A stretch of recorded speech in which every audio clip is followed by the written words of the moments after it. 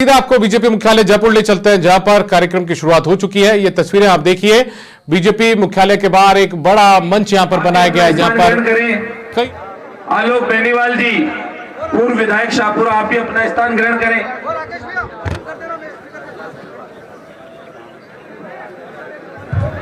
लालचंद जी प्रथम पंक्ति में बैठेंगे, राजेंद्र यादव जी भी प्रथम पंक्ति में बैठेंगे, रक्षपाल जी भी प्रथम पंक्ति में बैठेंगे और खिलाड़ी लाल जी भी। आलोक बेनीवाल जी से आग्रह है वो भी द्वितीय पंक्ति में अपना स्थान ग्रहण करें। विजयपाल सिंह मिर्जा साहब से भी निवेदन है द्वितीय पंक्ति में अपना स्थान ग्रहण करें। रामपाल शर्मा जी से भी आग्रह है वो भी अपना स्थान ग्रहण करें। राम नारायण जी किसान पूर्व विधायक से भी आग्रह है वो भी अपना स्थान ग्रहण करें। अनिल व्यास जी से भी आग्रह है वो भी अपना स्थान ग्रहण करें। सुरेश चौधरी पूर्व अध्यक्ष कांग्रेस सेवा दल, आपसे आग्रह आप भी अपना स्थान ग्रहण करें। रिजू झुनझुनवाला जी कांग्रेस प्रत्याशी लोकसभा, आप भी अपना स्थान ग्रहण करें द्वितीय पंक्ति में।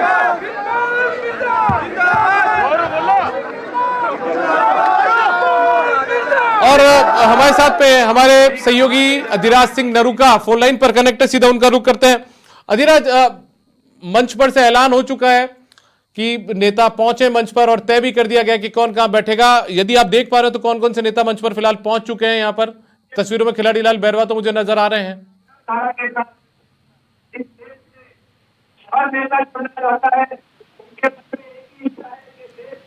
अधिराज, आप मेरी आवाज सुन पा रहे हैं? भारतीय जनता पार्टी एक ऐसी पार्टी है जो इस देश के विकास में अपनी खुशी का चलिए, अधिराज तक हमारी आवाज नहीं पहुंच पा रही है, कोई टेक्निकल प्रॉब्लम है, लेकिन आपको बता दें तस्वीरें आप देखिए, लाइव तस्वीरें हम आपको दिखा रहे हैं जयपुर से। ये लाइव तस्वीरें बीजेपी मुख्यालय के बाहर देखिए, एक बड़ा जलसे का आयोजन बीजेपी ने किया है। अमूमन पार्टी जब कुछ नेताओं को सदस्यता ग्रहण करवाती है तो पार्टी के भीतर जो हॉल बनाया गया है जहां पर प्रेस कॉन्फ्रेंस होती है वहां पर करवाई जाती है, लेकिन आज देखिए, आज ये कार्यक्रम कुछ अलग है, हर बार से कुछ अलग है।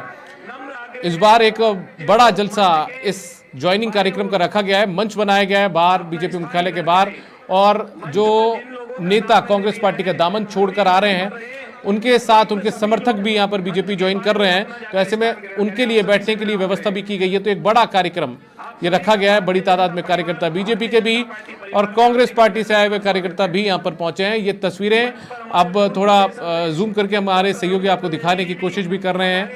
ये तस्वीरें बीजेपी मुख्यालय के बाहर की मंच की तस्वीर है जहां पर ये नेता पहुंचे हैं, यहाँ पर अपना अपना जो स्थान है वो ग्रहण कर रहे हैं, बैठ रहे हैं। कुर्सियां उनके लिए तय की गई है। पहली पंक्ति में कौन से नेता बैठेंगे, जैसे अभी मंच से आवाज आई थी, लालचंद कटारिया तस्वीरों में आपको दिख रहे हैं, राजेंद्र यादव पूर्व गृह राज्य मंत्री, पूर्व कृषि मंत्री लालचंद कटारिया, साथ में रिचपाल मिर्जा पूर्व विधायक, ये भी आपको तस्वीरों में नजर आ रहे हैं।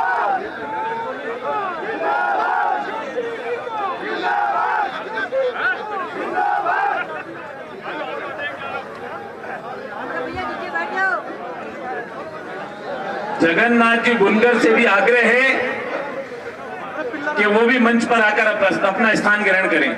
जगन्नाथ जी, लाडनू के पूर्व प्रधान जगन्नाथ जी से देखिए, ये तस्वीरें आप देख पा रहे हैं, बीजेपी कार्यालय की तस्वीर है और बीजेपी कार्यालय के बाहर एक बड़ा कार्यक्रम रखा गया है जहां पर कांग्रेस पार्टी से आए हुए नेता आज बीजेपी की सदस्यता ग्रहण कर रहे हैं। बड़े नाम इसके अंदर शामिल हैं, चाहे वो पूर्व केंद्रीय मंत्री हो या राजस्थान सरकार में मंत्री रह चुके हो लालचंद कटारिया हो, या फिर गृह राज्य मंत्री जो राजस्थान के रह चुके हैं राजेंद्र यादव वो हो, या फिर पूर्व विधायक विजयपाल मिर्जा, पूर्व विधायक रिचपाल मिर्जा। ये ऐसे नाम है जो अपना अलग वजूद राजस्थान की राजनीति में रखते हैं, अपने अपने हलकों में, अपने अपने इलाकों के अंदर रखते हैं। ऐसे में नेताओं ने आज बीजेपी का दामन थामना उचित समझा है। करीब 25 के करीब नाम बताए जा रहे हैं जो आज बीजेपी का दामन थाम रहे हैं। लालचंद कटारिया का नाम उस फहरिस्त में सबसे ऊपर है, दूसरा नाम राजेंद्र यादव का है, रिचपाल मिर्जा पूर्व विधायक हैं, इनका भी है, खिलाड़ी लाल बैरवा ये पूर्व सांसद भी रह चुके हैं, पूर्व मंत्री भी रह चुके हैं, साथ में आलोक बेनीवाल, विजयपाल मिर्जा, रामपाल शर्मा, राम नारायण किसान, अनिल व्यास, ओंकार चौधरी, गोपाल राम कुकड़ा, ये ऐसे नाम हैं जो कि आज बीजेपी का दामन थाम रहे हैं। प्रभावित होकर आप सबने भारतीय जनता पार्टी में आने का निर्णय लिया, आपका हार्दिक अभिनंदन है। मैं एक बार मंच से कोई जय घोष लगाऊंगा तो आप सभी से आग्रह है, भारत माता की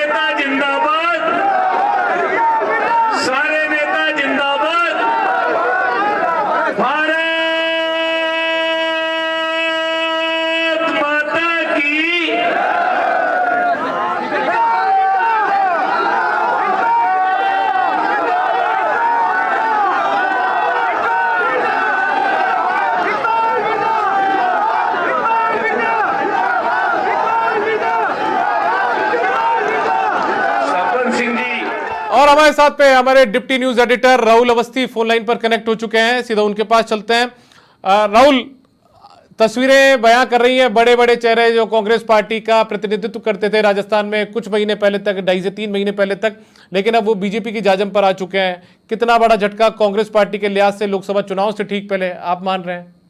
ये कांग्रेस के लिए बहुत बड़ा झटका है। ये वो नेता है जो कई इनमें से ऐसे हैं जो पारिवारिक और कहना चाहिए पूरे खानदान लंबे समय से कांग्रेस की विचारधारा को अपने कंधों पर लेकर चलता आया है, झंडा बुलंद करता आया। नागौर की सियासत तो इसके बाद में एक बहुत बड़ा टर्निंग पॉइंट देखेगी, लेकिन जयपुर के आसपास का इलाका भी आप दीपक आपसे अच्छा कौन समझ सकता है कि लालचंद कटारिया जैसा व्यक्ति जिसने लंबे समय तक कांग्रेस को अपना सब कुछ दिया हो और कांग्रेस पार्टी ने उनको बहुत कुछ दिया हो, वो कांग्रेस से बाहर निकल करके बीजेपी में आते हैं, तो ये एक ऐसी स्थिति दर्शाता है जो लोकसभा चुनाव से पहले बीजेपी को बहुत ज्यादा माइलेज देने वाली है और कांग्रेस के लिए एक ऐसी स्थिति क्रिएट करती है जो एक प्रश्नवाचक चिन्ह है कि साहब आप सही समय पर डैमेज कंट्रोल क्यों नहीं कर पा रहे हैं अपने पार्टी के उन नेताओं के साथ जो खफा हैं या रुष्ट हैं। हालांकि जब आज सुबह मैंने देखा आप बात कर रहे थे टीकाराम जूली जी से, तो उनका कहना था कोई डर है, कोई भय है, क्या इसके पीछे वो है, वो भी भाव समझना जरूरी है, क्योंकि एक पत्रकार के तौर पे वो सारे के सारे पन्ने पलटे जाने जरूरी हैं जिन पर कि कहीं ना कहीं इस राहुल इसी बीच में राहुल आपने जिस बात का जिक्र किया वही सवाल मैं आपसे पूछना चाह रहा था। टीकाराम जूली कह रहे थे ईडी सीबीआई इनकम टैक्स का जिक्र वो कर रहे थे, लेकिन जब ईडी इनकम टैक्स या सीबीआई की बात होती है तो बात फिर मुझे हेमंता बिस्वा की भी याद आ जाती है। वो किस परिस्थिति में या किन बातों को कहकर वो कांग्रेस पार्टी छोड़कर गए थे? तो क्या संवादहीनता कांग्रेस पार्टी में नहीं है? बिल्कुल है, बिल्कुल है। देखिए, कांग्रेस में फैसला लेने का एक मैकेनिज्म है और वो मैकेनिज्म राजस्थान के नेताओं के हाथ में शक्ति को कम करता है डैमेज कंट्रोल करने की। आपने देखा होगा बीजेपी का काम करने का तरीका बिल्कुल अलग है। वो लोगों को जोड़ते चले जाते हैं, ज्यादा से ज्यादा दुश्मनों को दोस्त बनाने की रणनीति पर बीजेपी इस वक्त काम करती हुई दिखाई दे रही है। आपने देखा नीतीश कुमार के साथ में क्या हुआ, उनको बीजेपी ने समावेशी तौर पर अपने साथ जोड़ा। आप देख रहे हैं बीजेडी के साथ में एक बड़ा गठबंधन होता उड़ीसा में दिखाई देगा, तेलुगु देशम पार्टी के साथ में आंध्र प्रदेश में। अब बीजेपी अपने आप को बहुत बड़ा विराट स्वरूप में दर्शाना चाहती है कि हमारे सहयोगी भी हैं और जो हमारे सहयोगी नहीं है और जो हमारी विचारधारा में हमारे साथ आना चाहते हैं वो आ सकते हैं, लेकिन कांग्रेस के साथ में ऐसा नहीं है। ठीक है राहुल, एक मिनट आपको रोकूंगा। एक बड़ी खबर आ रही है इस बीच की मुख्यमंत्री भजनलाल शर्मा जो है वो बीजेपी मुख्यालय पहुंच चुके हैं। दरअसल आज बड़े नेताओं की जो ज्वाइनिंग है वो कांग्रेस पार्टी छोड़कर जो आ रहे हैं उनकी बीजेपी में ज्वाइनिंग है, तो लोकसभा चुनाव से पहले कांग्रेस को बड़ा झटका है और ऐसे में कई जो सियासी दिग्गज है वो बीजेपी का दामन थामने जा रहे हैं। कांग्रेस पार्टी के लिए बड़ा झटका है और अपडेट ये सामने आई है कि मुख्यमंत्री भजनलाल शर्मा भी बीजेपी मुख्यालय पहुंच चुके हैं। खिलाड़ीलाल बैरवा और आलोक बेनीवाल, लालचंद कटारिया, चाहे से राजेंद्र यादव, रिचपाल मिर्दा, विजयपाल मिर्दा समेत जो तमाम बड़े चेहरे हैं कांग्रेस पार्टी के, वो अब बीजेपी के होने जा रहे हैं और ऐसे में यहां पर मुख्यमंत्री भजनलाल शर्मा भी कोविड रिपोर्ट नेगेटिव आने के बाद यहां पर इस कार्यक्रम में पहुंच चुके हैं। राहुल अवस्थी मेरे साथ, मेरे सहयोगी, वरिष्ठ सहयोगी, डिप्टी एडिटर है हमारे, वो हमारे साथ कनेक्ट है। एक बार वापस सुनकर रुक करता हूं। राहुल, आप अपनी बात कंटिन्यू करिए। कह रहा था और कि एक तो सबसे पहली बात कि इससे बड़ा मौका क्या हो सकता है। आप अभी जिक्र कर रहे थे मुख्यमंत्री कि वो स्वस्थ हो गए, वो यहाँ पर पहुंचेंगे, एक बहुत बड़ा ओकेजन है और वो सही समय पर स्वस्थ हो गए। ये मंच उनकी मौजूदगी में ज्यादा हैवी, ज्यादा भारी हो जाएगा जब वो यहाँ पर पहुंचेंगे और ये बहुत बड़ा ओकेजन है बीजेपी के लिए जब ऐसे नेता, और खासतौर पर जाट बिरादरी के अंदर। आप देखिए, पारंपरिक रूप से जाट बीजेपी का कोर वोटर नहीं रहा है, लेकिन अब इसके बाद में क्या वो सियासत में यू टर्न कहना चाहिए आता हुआ दिखाई देगा? क्या बीजेपी इतनी समावेशी पार्टी के तौर पर पहचान रखेगी? और ये तस्वीरें भी आप दिखाना चाहेंगे मेरे ख्याल से सीपी जोशी के साथ में भजनलाल शर्मा पहुंच भी गए मास्क लगा के, तो भजनलाल शर्मा और पीछे लालचंद कटारिया, अगर मैं गलत नहीं हूं, दिखाई दे नहीं। देखिए लालचंद कटारिया मंच पर है, मंच पर लालचंद कटारिया है, उनके पीछे मुकेश दादी चमे पदाधिकारी हैं बीजेपी के, वो सीपी जोशी साथ में, सीपी जोशी, भूपेंद्र यादव अलवर से पार्टी ने इन्हें लोकसभा का प्रत्याशी बनाए, ये भी साथ हैं और मास्क लगाकर भजनलाल शर्मा पूरे कोविड नियमों का, प्रोटोकॉल का पालन करके यहाँ पर आए। अभी हाल ही में उनकी जो रिपोर्ट है वो नेगेटिव आ चुकी है और अब मास्क भी उतार दिया। देखिए खुशी चेहरे पर साफ बयां हो रही है। लोकसभा चुनाव से ठीक पहले इतनी बड़ी तादाद में जो नेताओं की ज्वाइनिंग वो करवाने जा रहे हैं। राहुल, बिल्कुल, ये उनकी पकड़ी में एक तुर्रा होगा दीपक, कि इतने बड़े लेवल पर इतने बड़े नेताओं को एक साथ उन्होंने पार्टी के साथ जोड़ा है और ये जरूर, ये जो खुशी है जो उनके चेहरे पर दिख रही है, ये खुशी उसी का परिचायक है, उसी का द्योतक है। और ये प्रमाण है कि बीजेपी किस तरीके से, किस रणनीति के साथ में एक एक मैन टू मैन मार्किंग करते हुए अपनी चुनावी रणनीति को बनाते हुए आगे बढ़ रही है। दुश्मनों को कम करने से ज्यादा अच्छा है दुश्मनों को दोस्त बना देना, उनको अपने साथ ले आना। इससे दुश्मन जो होता है उसकी ताकत तो कम होती है लेकिन खुद की बढ़ जाती है। ये टैक्टिक इस वक्त भारतीय जनता पार्टी की दिखाई दे रही है। लेकिन मेरे लिए एक अजीब सी चीज ये है दीपक, वो आप भी महसूस कर रहे होंगे, जीवन भर किसी पार्टी के खिलाफ लड़ना, वैचारिक तौर पर उसकी खिलाफत करना और उसके बाद में उसी मंच पर जाकर के बैठना, ये कहीं ना कहीं एक असहजता का भी परिचायक होता है। मन में एक असहज स्थिति जरूर होगी दीपक, जब ये तमाम नेता स्टेज पर बैठ करके उस पार्टी के मंच पर बैठे हुए दिखाई दे रहे हैं जिसके खिलाफ या जिस विचारधारा के खिलाफ उन्होंने जीवन भर लड़ाई लड़ी है। तो ये भी एक अजीब सी स्थिति होती है। परंतु राजनीति बड़ी विचित्र चीज है और यहाँ के खेल बड़े विचित्र हैं। आप देखिए आज वही लोग उसी मंच पे और बड़े गाजे बाजे के साथ, ढोल नगाड़ों के साथ, पूरे लाव लश्कर के साथ में उनकी ज्वाइनिंग हो रही है और सबके चेहरों पर मुस्कान है, सबके सब मुस्कुराते दिखाई दे रहे हैं और जो ज्वाइन कर रहे हैं वो भी मुस्कुराते दिखाई दे रहे हैं। हाँ, आज एक खेमा ऐसा है जरूर जिसके चेहरे पर आज मायूसी होगी, लेकिन वो लोग आज बहुत ज्यादा पिक्चर में आने से बचेंगे, मंच साझा करने से भी बचेंगे, मंच साझा करने से भी बचेंगे। बिल्कुल सही कहा दीपक आपने। ठीक है राहुल, एक चीज और मैं यहाँ पर आपसे समझना चाहूंगा, क्योंकि राजस्थान की सियासत के लिहाज से अभी बैठा बैठा मैं सोच रहा था, जो कांग्रेस पार्टी के जो नेता अब बीजेपी के हो चुके हैं या होने जा रहे हैं औपचारिक रूप से कुछ देर बाद में, ये तमाम नेता जो मेवाड़ के एक नेता के काफी करीबी माने जाते थे। ये नेता, तमाम नेताओं का आप जिक्र कर लीजिए, चाहे लालचंद कटारिया को देख लीजिए या आप बात राजेंद्र यादव की कर लीजिए, रामपाल शर्मा की आप बात कर लीजिए, तो ये भी क्या एक योग मानेंगे, संयोग मानेंगे, क्या समझेंगे आप इसे? देखिए, कहीं से भी जोड़ा जा सकता है। अभी आज सुबह टीकाराम जूली ने 2-3 अलग अलग जगहों से इसको जोड़ने की कोशिश की, लेकिन ये धारा बह कहां से रही है, इसमें एक आपने बिल्कुल सही जिक्र किया, मेवाड़ की भी एक कहानी हो सकती है, लेकिन इसके पीछे एक बहुत बड़ी प्रैक्टिस है। मैं जहां तक लालचंद कटारिया को समझ पाया हूं, ये प्रैक्टिस पहले से ही होने लग गई थी।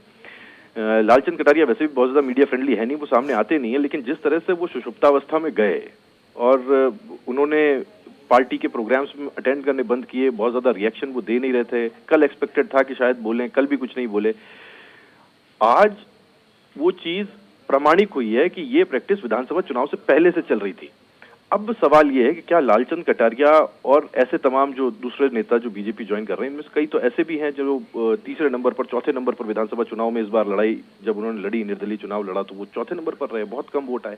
क्या बीजेपी उनको कोई टिकट का पारितोषिक देने वाली है या फिर बस मंच पे आना है, फोटो सेशन होना है, इसके बाद में टिकट उनका ही होगा जो दिल्ली से तय होंगे, या फिर तय हो गया है? इनमें से कितनों को लोकसभा टिकट मिल सकता है, ये भी एक बहुत बड़ा सवाल है। लालचंद कटारिया तो फिर भी एक बड़ा फेस है जिनको कि टिकट मिलता हुआ दिख रहा है कि हो सकता है मिल जाए, लेकिन बाकी के लोग एक तो पारिवारिक मजबूरियों के तहत भी हैं, कई लोग जिनकी इस बार स्थिति ऐसी, खासतौर पर मिर्जा परिवार, जिनको जानना ही था क्योंकि उनके परिवार से टिकट मिल गया है। अब अगर वो उनकी खिलाफत करेंगे तो फिर वो एक अजीब स्थिति पैदा करता है। लेकिन जो दूसरे नेता हैं, क्या उनमें से कोई ऐसा है जिनको कि टिकट देकर के आगे बढ़ाने वाली है भारतीय जनता पार्टी, ठीक वैसे ही जैसे महेंद्रजीत सिंह मालविया के साथ में किया?